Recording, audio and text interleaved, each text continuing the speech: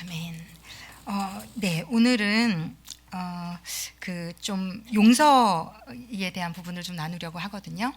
이게 제가 이제 말씀을 일주일 내내 고민하고 연구하고 기도하면서 이제 결론을 먼저 내려드리면 이 용서라는 단어는 우리가 노력하고 애쓴다고 할 수 있는 영역의 성질의 것이 아니라는 걸 알았어요. 이거는 우리 예수 믿는 자 가운데 신약 성경에 용서하라는 말이 정말 많이 나오거든요.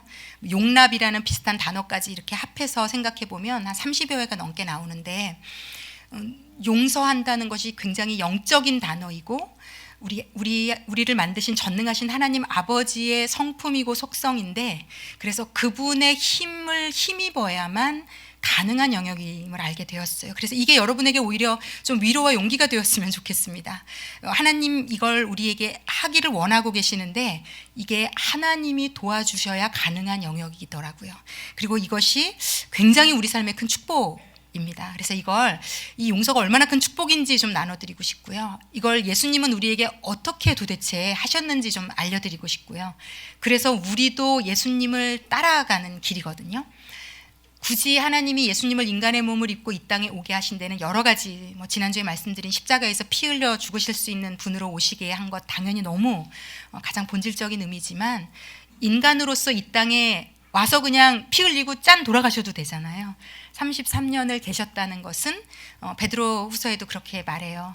그의 발자취를 우리로 따라가게 하려 하셨다라고 되어 있고, 요한복음에는 그가 행하신 것 같이 우리도 행하게 하려 하여서 다 그렇게 사셨다고 예수님 말씀하고 계십니다. 그래서 우리로 하여금 이 용서를 연습해 보기를, 실제로 삶에서 해보기를 하나님 굉장히 원하고 계시는데, 오늘 그러고 싶은 마음이 생기시도록 제가 좀 도와드리고 싶습니다. 그렇게 하고 싶은 적극적인 좋은 마음이 우리 안에서 막 좀 일어나는, 하나님이 또 용서하래가 아니라 그래 한번 해보고 싶다. 네, 이렇게 좀 격려해드리고 도와드리고 싶습니다. 하나님이 하시는 용서가 이제 헬라어 원어적인 의미로 여러 가지 뜻이 있어요. 그런데 그게 이런 뜻이에요. 원어적인 의미로 놓아주다, 풀어주다, 면제해주다, 탕감해주다, 이런 뜻이 있거든요. 그래서 이걸 영적으로는 이렇게 의미를 받아들이면 좋을 것 같아요. 우리가 하나님께 용서받았잖아요. 우리의 죄는 하나님만 용서하실 수 있는데 하나님이 용서해 주셨거든요. 이게 어떻게 해주셨다는 거냐면 우리를 놓아주셨고 풀어주셨고 면제해 주셨다는 얘기예요. 그래서 우리가 이 땅에서 자유롭게 우리 안에 하나님이 넣어주신 많은 좋은 것들을 경험하며 살 수 있는 시작이 돼요. 용서받지 않으면 반대로, 그래서요, 용서를 받지 않으면 묶여 있어요. 풀리지 않고 묶여 있고 갚을 큰 값이 있고, 그래서 이 묶인 채로 있기 때문에 자유하지 않고, 그래서 우리 안에 있는 모든 하나님이 넣어주신 좋은 것들이 다 묶여 있습니다. 그래서 용서라는 건 1차적으로 하나님께서 우리를 용서해 주신다. 그런데 이게 우리가 예수를 믿은 그날부터 우리가 이 땅에서 목숨이 다하는 날까지 그 용서는 지속됩니다. 1분 1초도 멈추지 않고 지속돼요. 그러니까 이게 무슨 얘기인가 하면, 우리는 예수 믿는 자들은요, 잠을 잘 때도 아침에 눈 떠서 아무 선한 일을 시작하지 않았어도 우리는요 24시간 하나님이 우리를 용서해 주시는 거예요.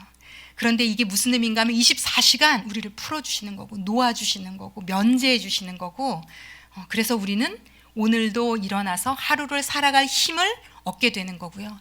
우리 안에 있는 모든 하나님이 넣어주신 좋은 것들을 드러내고 나타낼 수 있는 인생이 이제 예수 믿는 자들은 된 겁니다.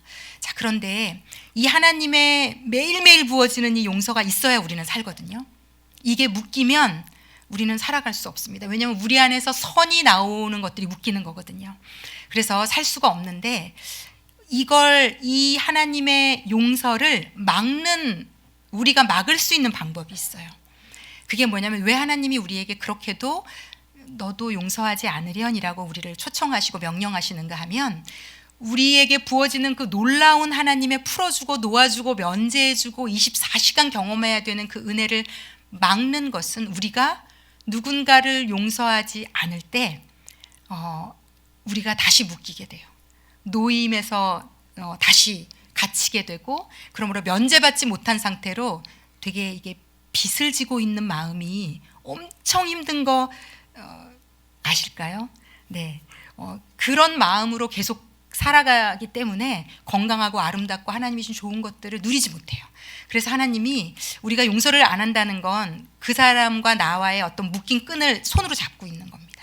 그래서 용서해 준다는 건 이걸 놓는 일이 되거든요.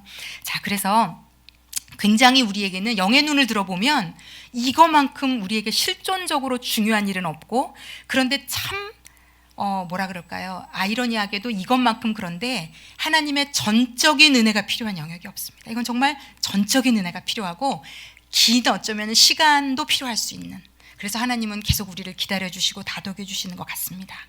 자, 그렇다면 우리가 누군가를 용서하려면 사람에 대해서도 조금 이해를 해야 되는데요, 용서하기 위한. 그래서 제가 좀 많은 용서할 수 있는 근거들을 오늘 좀 알려드리고 싶습니다. 우리는 본질적으로 이제 원죄를 물려받았잖아요. 그래서 예수님을 믿고 예수님이 우리 안에 와 계시고 성령이 와 계셔도 우리는 죄가 사라지지 않은 존재입니다. 죄가 있어요, 우리 안에. 죄가 있어서 이 죄가 우리로 하여금 죄를 짓도록 이끄는 삶을 이 땅에 있는 동안은 삽니다.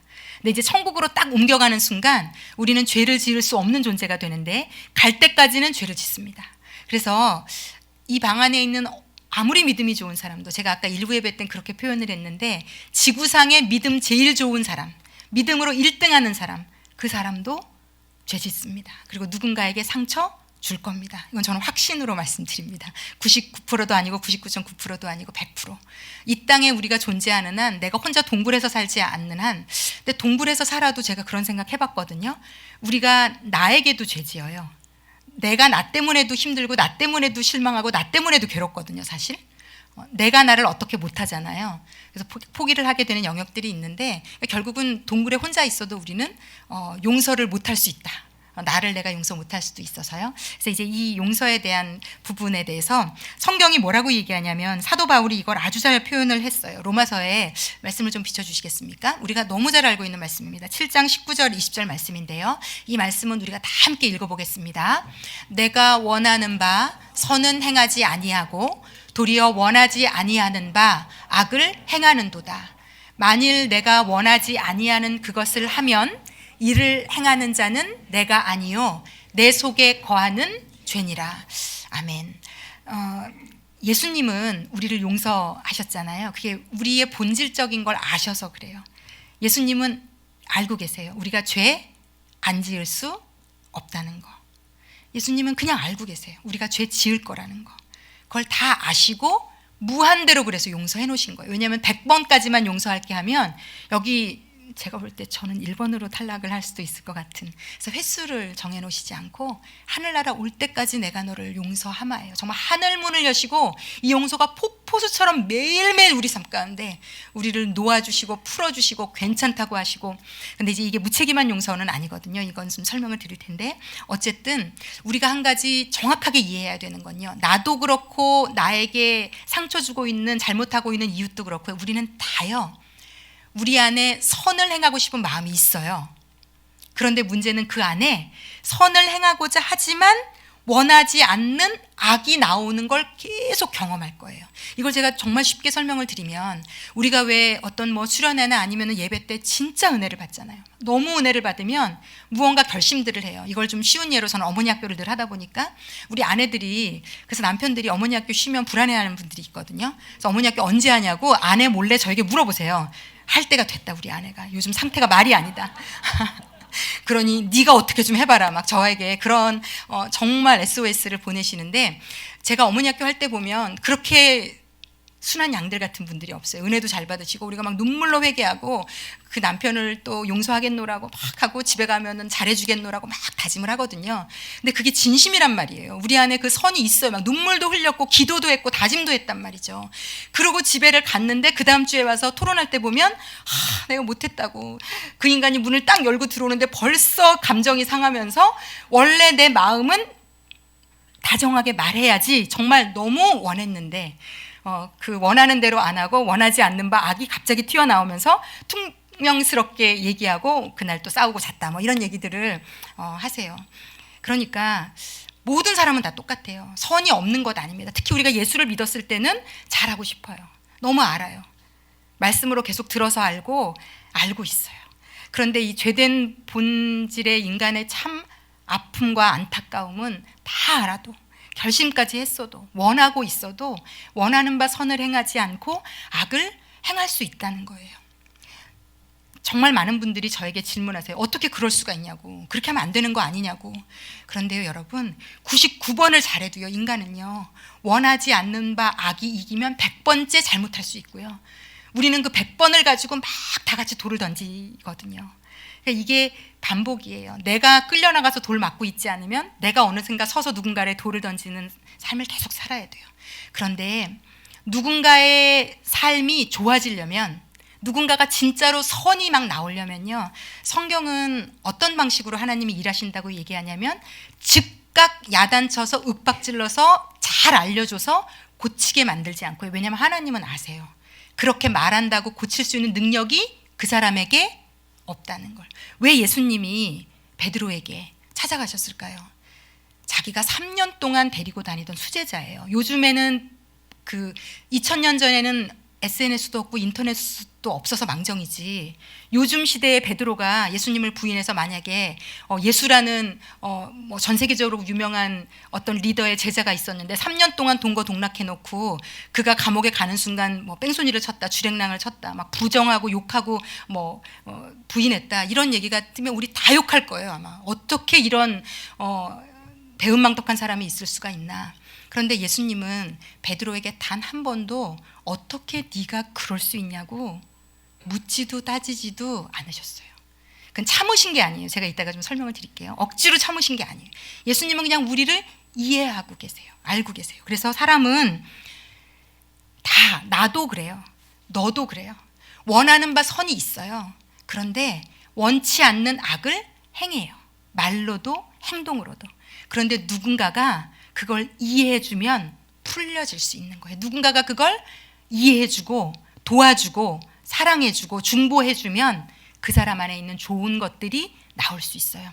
제가 오늘 이 부분에 대해서 좀 자세히 설명을 좀 드리고 싶은데요. 그래서 사도 바울이 우리가 잘 알고 있는 대로 그렇게 고백해요. 24절에 오라 나는 공고한 사람이로다. 이 사망의 몸에서 누가 나를 건져내랴. 우리는 곤고한 사람이고 다른 언어로 비참한 사람이라는 거예요. 사도 바울은 우리 수준으로 따라갈 수 없는 분이세요. 이분이 로마서를 썼을 당시는 죽은 자도 살리고 온갖 우리가 상상하지 못할 기적을 행하고 하나님과 소통하고 하늘도 몇 번 오르락 내리락 할 정도의 영적 신비를 경험한 분이에요.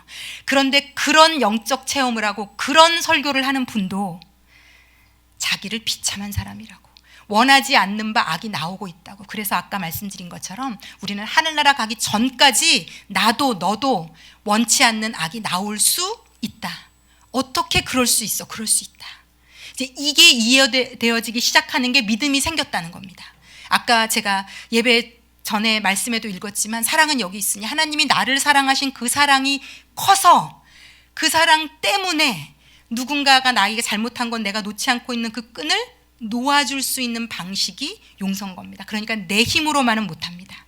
하나님의 사랑과 용서를 받은 사람만, 그 크기가 큰 사람만 감당할 수 있는 게 용서가 됩니다.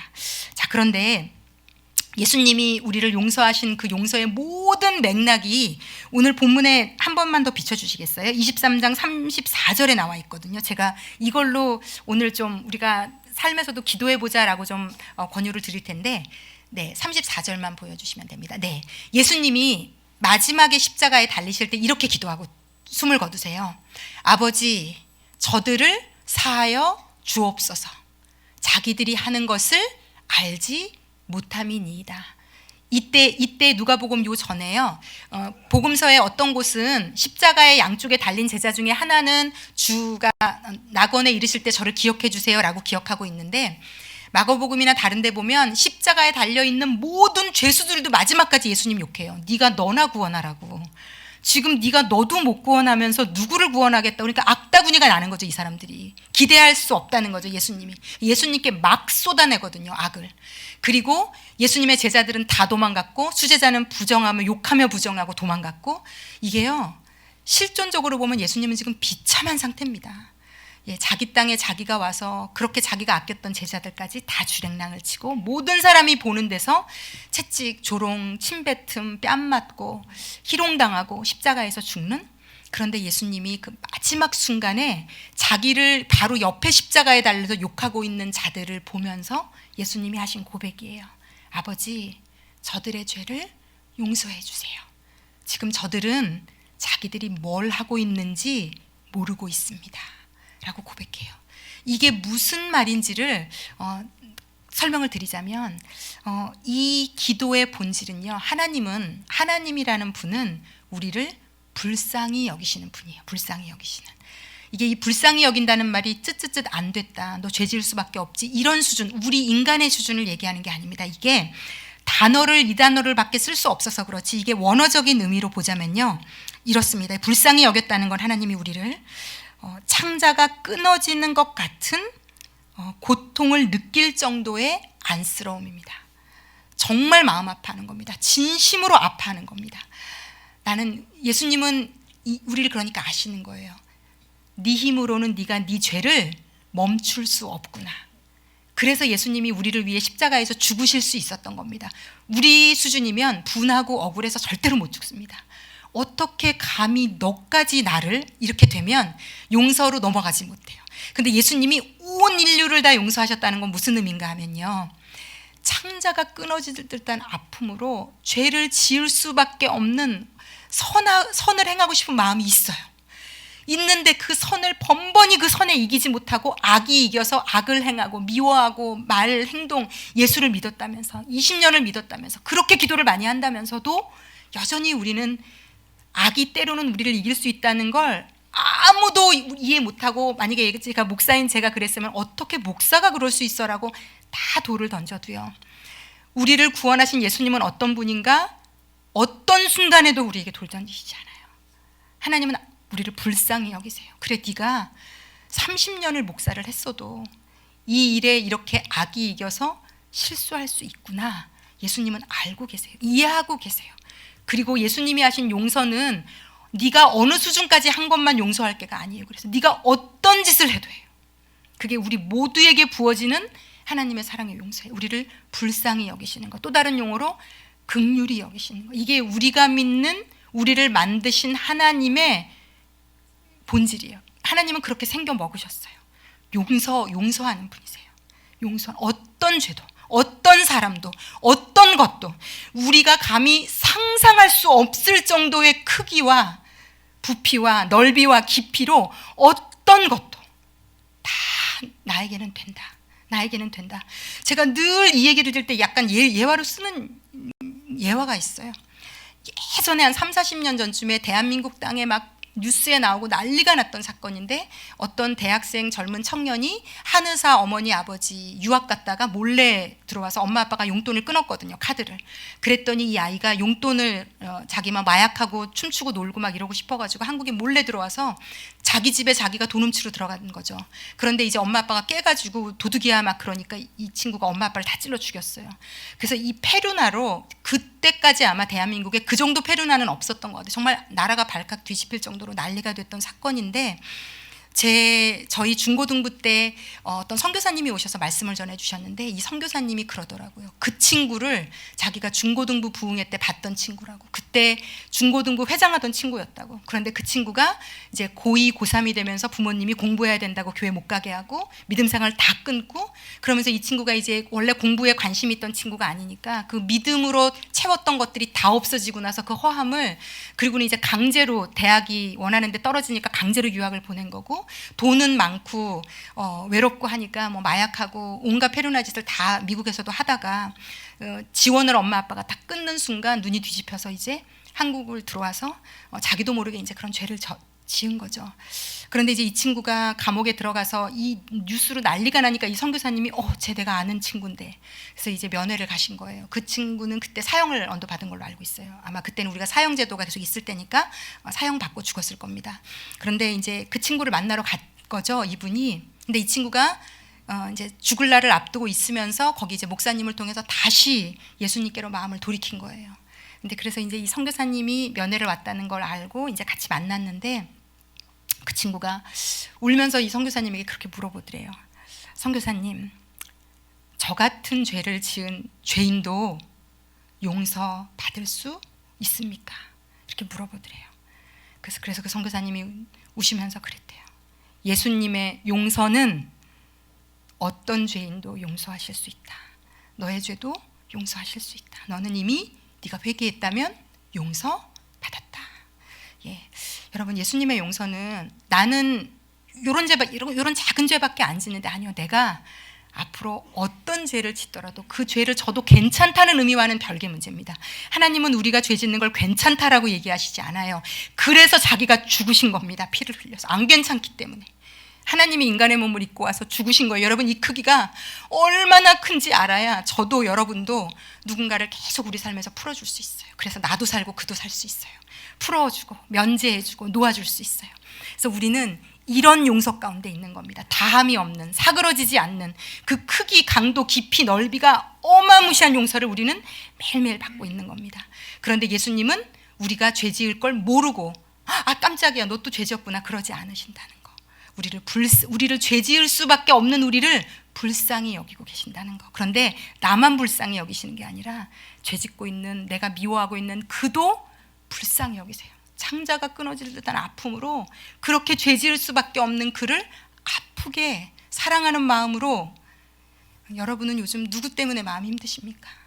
하나님 그 영혼을 너무 사랑하시거든요. 문제는 창자가 끊어질 듯한 아픔으로 그 죄 가운데 있는, 나를 힘들게 하는 그 죄를 지속적으로 짓고 있는 그를 예수님은 또 아파하는 눈으로 그를 불쌍히 여기시며 만지고 계시거든요. 그런데 예수님의 이 불쌍히 여기시고 긍휼히 여기심이 우리를 변화시키는 데까지 갑니다. 이게 이 용서 안에 있는 하나님의 속성 때문에 그래요. 사실 인간인 우리가 누군가를 용서해 줬다고 해서 그 사람이 막 당장 놀라운 일이 일어나지 않아요.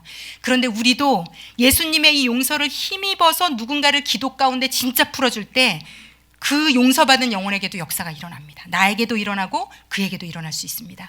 그런데 이게 하나님의 용서의 속성이 어떠해서 그런가 하면요, 이걸 두 가지로 오늘 좀 설명드리고 싶은데, 한 가지는요, 이 불쌍히 여기는 이 마음 가운데요, 이 용서하는 마음 가운데 하나님의 오래 참고 기다리심이라는 게 있어요. 여러분, 이게 인간인 우리가 정말 안 되는 거예요.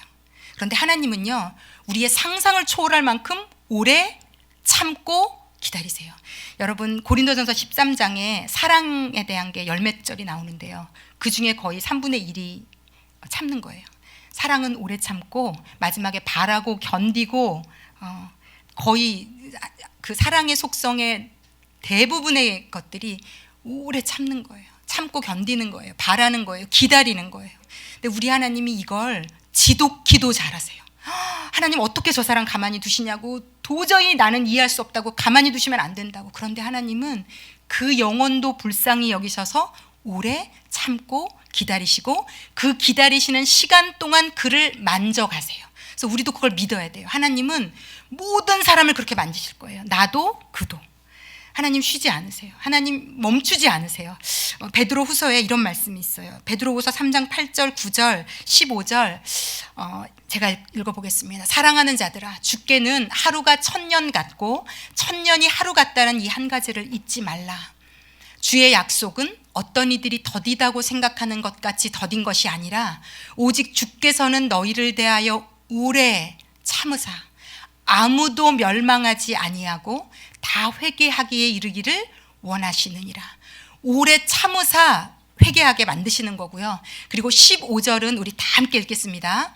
또 우리 주의 오래 참으심이 구원이 될 줄로 여기라. 아멘. 그 하나님의 능력의 사랑으로요, 누군가를 오래 참아주잖아요. 그러면 그 영혼이 변화된다는 거예요. 하나님의 때에, 하나님의 방식으로. 그래서요, 어떤 걸 지적해 한다고 해서 너 지금 악이 있잖아, 너 그 악을 빨리 뿌리 뽑아야 돼, 너 게으르면 안 되고 이거 하면 안 되고 저거 하면 안 되고, 물론 알려주는 거 교정해 주려고 노력하는 거를 부정하는 게 아닙니다. 그건 필요합니다. 그런데 우리가 미워하는 마음으로, 싫어하는 마음으로, 용서하지 않는 마음으로 알려줄 때 그 악은 강화됩니다. 다시 한번 설명드릴게요. 우리가 누군가에게, 하나님이 우리를 용서하고 우리가 하나님 때문에, 예수 때문에 계속 변해가는 본질은요, 하나님은 우리를 진심으로 사랑하면서 용서하시기 때문이에요. 불쌍히 여기시면서 용서하기 때문이에요. 안타깝고 사랑하는 마음으로, 측은한 마음으로 긍휼히 여기시면서 기다려주시기 때문이에요. 그런데 비난, 혼란, 정죄, 이해하지 못하는 마음으로 누군가를 교정해 주려고 할 때 그 사람 안에 있는 악은, 악이라는 건, 죄라는 건, 사단은 원래 그래요. 더 강화됩니다. 더 강화돼요. 우리가 같이, 그래서 하나님이 선으로 악을 이기라. 이게 하늘나라의 본질인데요. 그 이유는요, 악으로는 악을 절대로 무찌를 수가 없어요. 남편이 열받게 해서 소리를 지르는 방식으로는, 그런데 제가 변화시켰다는 아내를 일명도 만나지 못했어요. 더 큰 목소리, 더 센 용돈을 끊고 막 모든 것을 다 동원할 때 오히려 남편은 집에 안 들어오고 더 크게 소리 지르고 바람도 피고 다 할 거 다 하더라고요. 그게 왜 그런가 하면 영적인 원리가 그래요. 악은 같이 악으로 맞대항할 때 강화됩니다. 더 강력해집니다. 더 고착화됩니다. 더 끈질기게 들러붙습니다. 이게 왜 그러냐면요, 아까 사도 바울이 그렇게 고백하거든요. 내가 원하는 바 선을 행하지 않고 악을 행한다는 게 어떤 의미 있는가 하면 이렇게 설명을 해요. 만일 내가 원하지 아니하는 그것을 하면 이를 행하는 자는 내가 아니고 내 속에 거하는 죄니라, 이렇게 얘기를 해요. 그러니까 하나님은 우리를 어떻게 보시냐면요, 예전에 우리가 예수 믿기 전에는 죄나 나나 동일했어요. 죄가 내가 그냥 묶여가지고 뒹굴어서 죄랑 나를 분리할 수 없는 게 예수 믿기 전 우리예요. 그런데 우리가 예수를 믿었다는 건 십자가, 예수의 사랑, 예수의 피, 예수의 은혜, 이걸 뭘 말하냐면요, 예수를 믿는 순간 우리는요, 죄와 내가 분리된 거예요. 이건요 진짜 기적이에요. 여러분, 이건 진짜 기적입니다. 죄와 내가 분리돼서 예수님이 왜 우리를 끊임없이 용서해 주실 수 있냐면요, 예수님은 우리를 그 죄로 보지 않아요. 예를 들어서 누군가가 나에게 엄청난 잘못을 했어요. 그러면 우리는 그 사람을 어떻게 보냐면 그 죄와 그 사람을 동일시해요. 그 사람이 했잖아. 그런데 지금 사도 바울은 분리해요. 내 속에 거하는 내가 아니라 죄니라. 예수님은 우리를 그렇게 보고 계세요. 그래서 우리가 어떤 실수를, 죄를 져도요, 그 죄와 나를, 살인을 했어도 그 죄와 나를 똑같다고 안 보세요. 죄와 나를 분리해서 보시고 죄는 예수의 십자가의 보혈로 없앨 수 있다고 여기세요. 그래서 계속 용서하시는 거예요. 우리를 죄로 보지 않으세요. 어떤 짓을 했어도. 그리고 그 시야를 우리가 배우면서 살아나는 겁니다. 그래서 변화되기 시작하는 겁니다. 우리가 그래서 지금까지 예수 믿고 변화된 거예요. 저도 진짜 말도 안 되는 이상한 사람이었는데 진짜 많이 변화됐거든요. 근데 제가 변화된 본질을 보니 하나님이 불쌍히 여기셨고요, 끊임없이 용서하셨고요, 매일매일 오래 참고 기다리죠. 정말 매일매일. 제가요 지금도요, 제 중고등부 아이들, 제가 가르쳤던 친구들 여기 지금 설교 듣고 있는데 20년 전에, 10몇 년 전에 제 중고등부 친구들에게 미안하다고 얘기해요. 그때 전도사로서의 저는 형편없었거든요. 말씀도 제대로 못 깨달았고 내 감정 하나, 나 하나도 컨트롤을 못하는, 정말 어떻게 저런 수준의 사람에게 말씀을 맡겼을까 할 정도의 사람이었는데 하나님은 그 사람을 세워서 성령님을 통해서 일하시고 오래 참고 기다리면서 매일매일 용서하셨더니 그래도 조금 나은 사람이 제가 됐더라고요. 여기에 있는 모든 분들도 그래요. 예수님은 매일 용서하세요. 정말 매일 용서하시고 매일 불쌍히 여기시고 매일 오래 참고 기다리시고요. 우리가 말씀에서 읽은 것처럼 그 오래 참고 기다리심이 구원이 될 줄 알미라. 구원이 될 겁니다. 그래서 여러분 변화될 거예요. 내가 노력하고 수고해서 하면 안 돼. 그걸로 치자면 이 중에서 1등부터 꼴등까지 줄 세울 수 있어요. 그런데요, 그렇지 않아요. 우리는 여기서 다 똑같은 등수예요. 하나님 앞에는 우리는 다 그분의 용서를 받아야 되고요, 그분의 용서를 받아야만 누군가를 용서할 수 있어요. 이건 내 노력과 수고로 되는 게 아닙니다. 그래서 끊임없는 그 하나님의 용서를 하나님이 우리에게 지금 주고 계시다는 것, 오래 참고 기다리신다는 것. 그래서 하나님이 우리에게 연습해 보기를 원하세요. 이 오래 참고 기다리는 걸. 우리 주변에 유독 오랫동안 안 변하고 있는 사람, 하나님도 마음 아파하세요. 그래서 하나님도 끊임없이 그를 지금 만지고 계세요. 모든 상황을 통해서. 그리고 하나님은 포기를 모르시기 때문에, 인간은 포기하잖아요. 안 되면 아니에요. 하나님은 우리가 하늘나라 가는 그 마지막 순간까지 포기하지 않고 일하실 겁니다. 그리고 그 오래 참으심이 구원이 될 줄 알미라. 구원이 될 겁니다. 그래서 하나님 우리에게 부탁하세요. 너도 너에게 모든 인류를 다 용서하라고는 얘기하지 않겠지만 네 삶 가운데 내가 보내준 누군가를 오래 참고 기다려줄 수 있겠니라고 끊임없이 우리에게 요청하시는 겁니다. 권면하시는 겁니다. 그리고 그것이 나에게도 복이 되고 그에게도 복이 된다고 얘기해주고 계십니다. 우리가 그래서 가정이라는 건요, 제가 어머니 학교를 하고 있지만 어떻게 하면 부부가 자녀랑 알콩달콩 살까? 아니요, 그렇지 않아요. 그걸 훨씬 뛰어넘습니다. 가정이라는 것은 하나님이 어떤 장으로 주셨냐면요, 이 용서를 연습하고 훈련하고 해보고 하는 장이에요. 배우자만큼 우리의 속을 뒤집어 놓는 존재는 세상에 많지 않거든요. 그것도 계속 같이 살면서 하나님이 해보라는 거예요. 내가 너에게, 하나님이 이끌어서 만나게 하신 거거든요. 결혼은 하나님의 전적인 주권인 겁니다. 우리의 선택이 아니라 하나님의 선택입니다. 그러면 서로 이해해보고 오래 참고 기다리는 걸 서로 연습해보라는 겁니다. 하나님이 우리에게 자녀를 왜 주셨을까요? 우리는 자녀가 얼마나 잘 되는지에 대한 관심이 많잖아요. 그런데 전적으로 그건 하나님의 몫입니다. 우리는 그럴 능력이 없어요. 그 아이를 잘 키우고 우리가 뭐 최선을 다할 수 있죠. 그런데 우리가 최선을 다했다고 자녀가 다 잘 되지는 않잖아요. 그래서 그건 하나님의 영역이에요. 왜냐하면 그 아이를 만드신 분이니까. 우리는 대리인이고. 자, 그런데 하나님이 우리에게 자녀를 주신 이유는요, 이 오래 참으심을 연습해보는 끝판왕의 자녀거든요. 네, 제가 예전에 이제 이 녀석이 대학만 가면 막 그래서 기다리는 적이 있었어요. 이제 20살 정도 되면. 그랬더니 이제 뭐 결혼 다 시키고 하신 저보다 한 20살 이상 많은 어떤 권사님이 저한테 그러더라고요. 말도 안 되는 얘기 하지 말라고. 대학 합격하면 잠깐 그날 좋대요. 한 달 좋고 그다음엔 또 직장, 또 직장 가면 낫겠지, 또 직장 가면 또 결혼해야지, 결혼하면 낫겠지, 결혼하면 또 아이를 낳고 아이를 낳으면 낫겠지, 아이를 낳아야 되니까 아이를 낳으면 낫겠지, 또 아이를 낳으면 아이를 낳은 대로 이 부모의 자리라는 건 끝도 한도 없이 아마 이 땅에서 우리의 목숨이 끊어지는 날까지 오래 참고 기다리는 걸 해야 하는 자리. 그래서 하나님이 우리를 하나님의 심정, 하나님의 마음을 조금이라도 맛볼 수 있게 하시는 자리가 부모됨의 자리 같아요.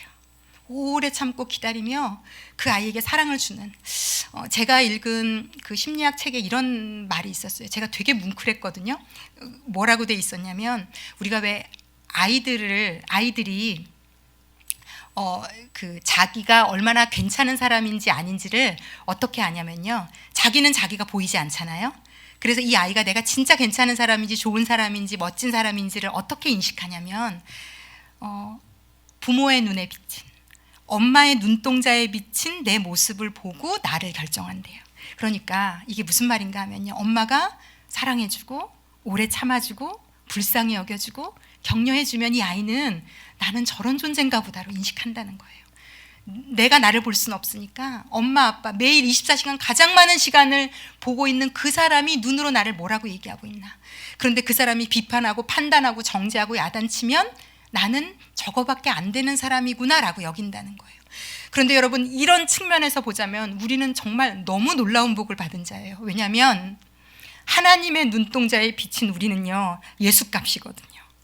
하나님의 눈동자에 비친 우리는요, 늘 아름답고 늘 괜찮고 늘 멋지고 늘 기특하고 늘 대견하고, 죄값은 당신이 대신 담당해 주셔서, 그래서 우리가 조금 모자라도 할 수 있다가 하나님의 우리를 변화시키는 능력이에요. 하나님 할 수 있다고 생각하세요. 하나님, 우리가 변화될 수 있고 우리가 바뀔 수 있고 우리가 달라질 수 있고, 그래서 내 손을 잡고 우리 가보자 해보자 계속 용서하시면서요, 할 수 있다. 너 오늘 실수했어? 괜찮아. 예수의 피로 덮고 다시 하자. 우리 하나님 포기 안 하세요. 하나님은 불의를 기뻐하지 않고 우리의 안에 있는 모든 죄성과 모난 것과 연약함을 고쳐주실 거예요. 바꿔가 주실 거예요. 하나님이 함께, 하나님의 손으로 친히. 그런데 그 과정 가운데 끊임없는 용서가 있기에 가능합니다. 우리가 바뀌어져 가는 게. 그래서 우리가 우리의 가정에서 우리의 배우자에게, 우리의 자녀에게, 또 교회 공동체의 지체들에게 우리가 끊임없이 오래 참고 기다려주고 용서해 줄 수 있다면, 그 사람의 눈에 비친 나의 눈에 비친 그 사람을, 제가 요즘 그런 생각이 들었어요. 제 제자들이나 제가 이제 아끼는 분들을 보면 저를 통해서 힘을 많이 받는다는 얘기를 하는데 제가 그 이유를 알았어요. 저 안에 계신 성령님께서 그 사람을 사랑하는 눈으로 보게 하시는 그 눈동자에 비친 자신의 모습을 보고 하나님이 주시는 용기를 얻는 것 같아요. 아, 이분의 눈동자에 비친 나를 보니 내가 할 수 있다고 믿어주고 있구나. 내가 괜찮다고 지금 얘기해주고 있구나. 그럼 일어나서 다시 해봐야지. 그러면서 우리는 죄를 극복할 힘도, 악을 극복할 힘도, 악을 이길 힘도, 예수님이 우리와 함께 계시면 누가 우리를 대적하리요. 그래서 이겨나가는 겁니다. 근데 이게 단순간에 되는 일이 아니라는 거. 또 두 번째는 예수님의 불쌍히 여기심 안에 어떤 본질이 들어있냐면요, 예수님은 우리를 이해하세요. 그런데 이제 이 이해가 그냥 내가 너를 이해해, 우리 인간들이 하는 수준을 얘기하는 게 아닙니다. 히브리서에 보면 우리가 잘 아는 말씀이 나와요. 히브리서 4장 15절에 우리가 너무 잘 알고 있는 말씀, 우리 다 함께 읽어보겠습니다. 우리에게 있는 대제사장은 우리의 연약함을 동정하지 못하실 리가 아니요 모든 일에 우리와 똑같이 시험을 받으신 이로되 죄는 없으시니라. 그러니까 예수님은 하나님이신데 우리의 모든 연약함을 이게 동정한다는 게, 이게 우리나라 단어로 쓸 게 없어서 이걸 쓰신 건데요. 쯧쯧쯧쯧 안 됐다, 네가 그렇지 뭐가 아니에요. 내가 예를 들어 하나님 제가 안 그러고 싶었는데 때렸어요. 그리고 어떤 애가 고통 가운데 있으면 하나님은요 그 고통하는, 지가 죄를 진 고통도요, 그 아픔도요 이해하신다는 거예요. 알고 계신다는 거예요. 그래서 네가 아프다는 걸 공감하신다는 거예요. 실제적으로 알아주신다는 거예요. 이 실제로 이해하고 느끼고 공유해 주시는 이 마음이요 우리에게 능력이 된다는 겁니다.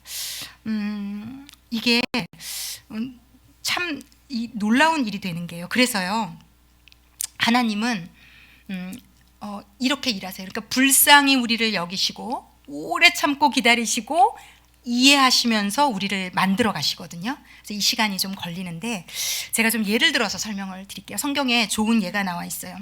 우리가 요셉을 잘 알잖아요. 요셉이 10형들에 의해서 노예로 팔려가잖아요.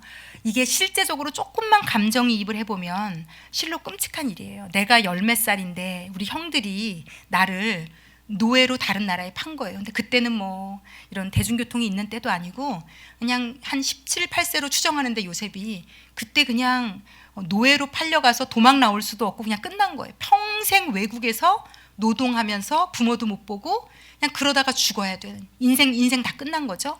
자, 그렇다면 하나님이 이 요셉을 쓰실 건데 왜 이 10형들을 가만히 내버려 두셨나 하는 질문이 생겨요. 이 하나님은 전능하신데 다 알고 계시는데 왜 이걸 이렇게 이들을 가지고 막 야단치시고 혼내시고 왜 안 하시고. 근데 구약이라는 역사는요, 이 하나님의 본질이 왜 우리에게 그럴 수밖에 없는지를, 우리를 향한 본질이 왜 야단치고 윽박지르고 심판하는 걸로 안 되는지를 보여준 게 구약이에요. 하나님이 홍수로도 심판해보고 뭐 전쟁으로도 포로로 다른 나라에 끌려가 보기도 하고 인간이 받을 수 있는 모든 죄의 형태, 벌의 형태, 심판의 형태는 구약의 백성들이 다 겪었다고 보시면 돼요. 그래서 우리가 볼 때 막 너무 무섭고 두렵고 막 끔찍하고 이상하거든요. 그런데 인간의 안에 있는 악은, 죄성은요, 그렇게 전능하신 분이 야단치고 벌 주고 뭐 다 죽이고 해도 내 눈앞에서 죄 때문에 누가 죽는 걸 봐도 오라 나는 공고한 자로다. 이 죄를 멈출 수 있는 능력치가 우리 안에 없어요. 겁준다고 없어지지 않아요. 멈춰지지 않아요. 내가 더 세게 얘기해야 되겠다. 아니요, 그런다고 없어지지 않아요. 더 크고 더 세고, 알잖아요. 감옥을 10년을 갔다 오고 20년을 갔다 와도 인간은 또 구덩이에 또 들어가요. 그게 남의 이야기가 아니라 우리도 그래요. 미워하지 않아야지. 은혜 받았으니까 이건 꼭 해야지. 내 결심, 내가 했던 모든 것들도 지킬 수 없는 우리는 그런 존재들인데, 이제 하나님이 그래서 인간은 그런 식으로 짠 나타나서 바로 야단치고 짠 나타나서 바로 혼내고 이렇게 안 하세요. 그렇게 해서 못 고치는 존재를 하나님이 우리보다 더 잘 알고 계세요. 그래서 하나님은 어떻게 하시냐면 요셉은 요셉대로, 형들은 형들대로 만지시는 거예요. 형들은, 여러분 생각해 보세요. 10명의 요셉의 형들로 태어났어요. 그 엄마가 4명이잖아요. 그런데 아버지는 태어나 봤더니 아버지는 11번째 동생만 예뻐해요. 차별도 이 정도 차별이면 아주 뭐 이루 말할 수 없는 차별을 야곱이 하잖아요. 막내 아들만 예뻐하고 비단 옷을 그 아들만 입히고 그 아들에게만 눈에서 꿀이 뚝뚝 떨어지고 그 아들에게만 모든 것을 해주는. 그러면 이 나머지 10명의 아들의 상실감을 여러분 한번 상상해 보셨습니까? 그리고 아버지가요, 자기의 엄마들도 사랑하지 않아요. 자기만 사랑하지 않는 게 아니에요. 자기의 엄마도 아버지가 사랑하지 않고 좋아하지 않아요. 그건 진짜 이게요, 정신적으로 버려진 홀로 있는 느낌, 그 고통과 아픔은 이루 말할 수가 없거든요. 그래서 자녀 양육서에서도 가장 나쁜 양육 방법이 비교하고 차별하는 거예요. 차별은 자녀의 영혼에 씻을 수 없는, 돌이킬 수 없는 아픔을 남겨요. 차별은. 근데 저희는 또 차별 안 할 수도 없는 존재들이에요. 근데 어찌 되었건, 그래서 하나님은 요셉도 끔찍히 아끼고 불쌍히 여기시지만요, 하나님은 이 10명의 형들도요, 그들을 이해하셨어요. 그들이 얼마나 아팠고, 그게 태어나서부터 장년이 될 때까지 지속적으로 받아온 그 아버지의 차별과 그 사랑받지 못함이 얼마나 쓴뿌리로 이들의 영혼 안에 뿌리 깊이 자리 잡아서 그것이 막 죽이고 싶을 만큼 동생이 미운 마음으로 자라난 것을 하나님은 그 연약함을 알고 계셨어요. 이해하고 계셨어요. 그래서 이 죄 때문에 일어난 이 상황을 허락은 하셨지만 하나님이 하시는 일은 어떤 일인가. 그리고 요셉은 열몇 살 때까지 노예로 팔려가기 전까지의 요셉을 성경에서 보면요, 요셉이 형들이 잘못하는 거 아버지에게 고자질하는 사람이었고요. 형들은 그렇게 아버지한테 천대 멸시받고 있는 걸 알면서도 자기가 꾼 꿈을 막 자랑하듯이 얘기할 수 있는 눈치도 없고, 좀 뭐라 그럴까요? 긍휼도 없고 자비도 없는. 그러니까 요셉이 우리가 알잖아요. 너무 좋은 하나님이 주신 게 있는 사람인데, 그 아버지 집에, 야곱의 집에 있을 때는 그 안에 있는 모든 선이 묶여 있는 상태였던 거죠. 그의 교만과 이기심과 아버지의 편애로 인해서. 그래서 하나님은 이 요셉을 어차피 아버지와 분리하셔야 되는 상황이셨고요. 그래서 이 죄성이 가져온 결과였지만, 이 결과로 요셉은 애굽에서 만지셨고, 이 10명의 형들은 아버지 집에서 오래 참고 기다리며 만지셨어요. 이해하시며 만지셨어요. 그래서 여러분, 결국요, 이 요셉의 형들이 나중엔 다 달라져요. 다 달라져요. 그리고 장자 역할을 한 예수님의 조상이 되는 유다는 며느리와 동침할 만큼 여러 가지 연약함이 많았던 사람인데, 유다가 전체 12지파의 리더로 세워질 만큼 변화돼요. 하나님의 오래 참으심이 구원이 됐어요. 그래서 그리고 우리 하나님은요, 모든 것이 합력하여 선이 되도록 하셨어요. 그래서 하나님은 이런 방식으로 일하세요. 우리 남편이 됐든 뭐 배우자가 됐든 자녀가 됐든 내가 미워하고 있는 그 사람이 됐든 그 사람이 그럴 수밖에 없는 것까지도 하나님은 끌어안고 계세요. 그래서 하나님은 기다리세요. 일하시면서 변화시키려고 여러 가지 상황을 만들어 가시면서, 때로는 뭘 막으시기도 하고 뭘 멈추시기도 하면서 그 사람을 이래저래 여러 가지 방식으로. 그래서 우리도 그래서 지금까지 온 거고요. 그래서 하나님은 이렇게 우리를 만나 주신다는 거. 베드로도 인간은요, 자기가 죄짓고 자기가 못 나타나는 존재거든요. 내가 크게 실수하면 그 모임에 못 가요. 얼굴 두고 내가 못 가서 다른 모임을 갈 수밖에 없는 연약함이 있는 존재예요. 예수님이 아셨죠. 예수님은 베드로가 호언장담할 때 그걸 원하는 바 선이 있는데 악이 이길 걸 알고 계셨어요. 모든 인간은 다 그러하다는 걸 알고 계셨어요. 그래서 이해하셨어요. 그래서 찾아가셨어요. 그래서 사랑 고백하게 하시고 양떼를 맡기시면서 오히려 사랑으로 덮어서 그를 다시 일어나게 하신 겁니다. 이게요, 우리가 다 그래요. 예를 들어서 뭐 이제 제가 좀 웃기면서도 우픈 예화를 들자면, 뭐 아내분들이 그렇게 얘기 많이 하거든요. 이 남편들이 약속을 한대요. 그런데 이 인간들이 그걸 안 지킨다는 거예요. 지가 지 입으로 약속해놓고 왜 안 지키냐는 거예요. 자, 그런데 우리도 다 그렇잖아요.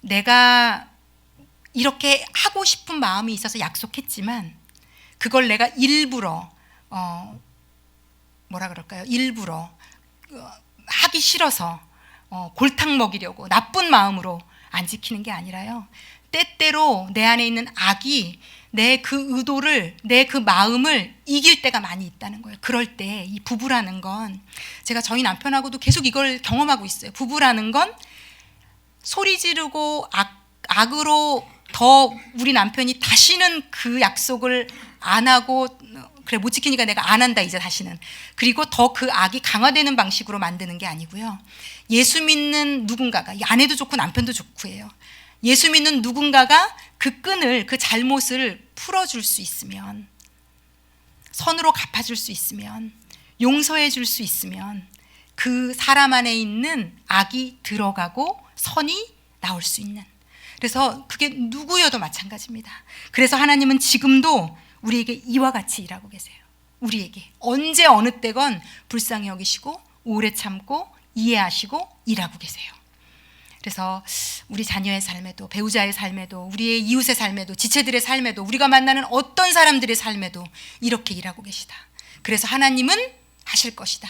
그래서 우리가 사랑하는 마음으로, 아끼는 마음으로 기도하고 중보하면서, 그래서 불쌍히 여기지 않는 마음으로 여러분 아무리 지적하는 마음으로 기도하는 그 기도에 그래서 응답이 없는 겁니다. 하나님은 아버지 저들의 죄를 용서해 주십시오. 그가 자기가 하는 일을 알지 못합니다. 100% 불쌍히 여기고 긍휼히 여기고 끌어안고 이해하시면서 아픈 마음으로 기도하셨기 때문에 예수님의 영혼을 향한 기도는 100% 응답되었습니다.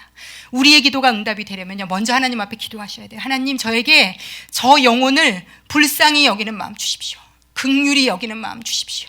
이해할 수 있도록 저를 좀 도와주십시오. 그것과 맞물려 기도가 될 때 그 영혼이 살아나고 달라지고 변화되는 길이 열리게 되는 겁니다. 그래서 중보는요, 불쌍히 여기고 사랑하는 마음으로 하는 겁니다. 그래서 혹시 내가 지금 내 자녀를 위해서 기도하고 있어도, 내 남편을 위해서 기도하고 있어도, 아내를 위해서 기도하고 있어도 왜 이다지도 안 변화되고 응답이 없는가 한번 점검해 보셔야 되는 것은, 나에게 불쌍히 여기는 마음이 있는가, 긍휼히 여기는 마음이 있는가, 그를 향한 이해하는 마음이 있는가, 안타까운 마음이 있는가, 사랑하는 마음이 있는가. 이 마음을 가지고 기도하는 곳에 놀라운 역사가 있습니다. 놀라운 역사가. 하나님이 하나님의 때, 하나님의 방법으로 놀랍도록 그 영혼들을 만져 가실 겁니다. 예, 그래서 마지막으로 우리가 이 예수님의 하신 기도를 우리도 좀 해봤으면 좋겠는데요. 그 전에 베드로전서 3장 8절 9절 말씀 먼저 읽고 좀 말씀을 정리하도록 하겠습니다. 예, 베드로전서 3장 8절 9절에 제가 좀 이번 주에 은혜를 많이 받은 말씀인데요. 우리 다 함께 한 목소리로 읽겠습니다. 마지막으로 말하노니 너희가 다 마음을 같이하여 동정하며 형제를 사랑하며 불쌍히 여기며 겸손하며 악을 악으로 욕을 욕으로 갚지 말고 도리어 복을 빌라. 이를 위하여 너희가 부르심을 받았으니 이는 복을 이어받게 하려 하심이라. 하나님이 우리에게요, 형제를 사랑하며, 어떤 형제라고 얘기 안 하세요. 형제를 사랑하고 불쌍히 여기고 겸손하며. 그런데 여러분, 제가요, 하나님이 하시는 모든 일을 우리가 많이 하거든요. 영적인 일들을. 그런데요, 겸손하지 않아도 할 수 있는 게 많아요, 생각보다. 예를 들어 제가 겸손하지 않아도 설교 잘할 수도 있어요. 제가 겸손하지 않아도 하루에 2-3시간씩 기도할 수도 있어요. 제가 겸손하지 않아도 저를 통해서 누군가가 치유받을 수도 있고요. 어떤 일들이 일어날 수도 있는데요. 여러분, 용서는요, 진짜 겸손하지 않으면요, 하나님 앞에 겸손한 마음으로 무릎 꿇지 않고는요, 누구에게도 할 수 없어요. 용서는 거짓말로 할 수 있는 일이 아니거든요. 그냥 용서했다 쳐로 멈추지 않아요. 내 안에서 미움이 계속 올라오기 때문에. 이 용서는 그래서요, 진짜 하나님의 사람이 할 수 있어요. 그 하나님의 용서와 사랑을 받은 사람이 할 수 있고요. 그 받은 사랑으로, 그래서 내 힘으로는 못해요. 오늘 제가 결론처럼 내려드릴게요. 용서는 감히 인간 따위의 수준으로 할 수 있는 영역이 아니에요. 우리는 다 못해요. 그래서 오히려 여러분을 위로해드리고 싶어요. 여러분, 우리는 못해요. 우리 힘으로는 안 돼요. 내 자식 하나도 용서 못하는 게 우리의 죄된 본성을 가진 인간의 본질이에요. 그런데 우리가 할 수 있는 이유는요, 우리는 할 수 있어요. 그런데 또 여러분, 우리는 예수님의 그 용서의 사랑을 24시간 받고 있기 때문에, 하나님은요, 지금도요, 성령께서 우리 안에서 말할 수 없는 탄식으로 우리를 하늘나라 갈 때까지 우리를 위해 우리 안에서 기도하시고 계시고요. 예수님은 하나님 우편에서 우리를 위하여 중보하고 계시다고 얘기해요. 예수님은 어떤 마음으로 중보하실까요? 불쌍히 여기며 오래 참고 기다리며 창자가 끊어지듯한 아픔을 부여잡고 나를 위해서 삼위일체 하나님이 우리는 기도하고 있는 존재. 그래서 우리는 잘못될 수 없습니다. 그래서 우리는 응답 받을 거예요. 그 삼위일체 하나님의 기도로. 그렇기 때문에 그 은혜를 경험한 자만이 누군가에게 용서를 해줄 수 있습니다. 그래서 하나님은 우리가 형제를 불쌍히 여기고 사랑하고, 그리고 악을 악으로 욕을 욕으로 갚지 말고 도리어 복을 빌라, 그러면서 이렇게 말씀하세요. 이를 위하여 너희가 부르심을 받았으니. 그러면서 마지막에 결론, 이는, 이렇게 하라는 이유는 너희가 내가 주는 복을 이어받게 하려 함이라. 여러분, 하나님이 주시는 모든 놀라운 복은요, 우리가 이렇게 할 때 우리에게 주어집니다. 우리가 누리게 됩니다. 그리고 하나님은 이 복을 우리가 다 누리게 되기를 원하고 계세요. 그래서 이 복을 매번 경험하시는. 자, 그러므로 우리가 이번 주에 제가 실천 제목 숙제를 좀 내드리고 싶습니다. 마지막 좀 비춰주시면, 네, 예수님이 하셨던 이 용서를 우리도 기도로 시작했으면 좋겠어요. 용서가 어려우실 겁니다. 당연히 우리는 어려워요. 그래서 예수님이 하신 기도를 우리도 좀 따라해봤으면 좋겠어요. 하나님 아버지, 누구누구를 용서해 주십시오. 누구누구는 자기가 하는 일을 알지 못합니다. 이 기도에 인정하는 거예요. 그 안에 선도 있지만 악도 있어서 때로 악이 이긴다는 거, 자기도 모르게, 그도 모르게. 그래서 우리가 풀어줘야 돼요. 면제해줘야 돼요. 놓아줘야 돼요. 이 기도로. 하나님, 그를 좀 용서해 주세요. 그는 지금 자기가 하는 일을 알지 못합니다. 하나님, 제가 좀 불쌍히 여기게 해주세요. 안타깝게 여기게 해주세요. 기다릴 수 있게 해주세요. 이해할 수 있게 해주세요. 긍휼히 여기고 사랑할 수 있게 해주세요. 이 기도가 먼저 우리 안에 이루어질 때 우리도 살고 그도 사는 길이 열려져 가기 시작할 겁니다.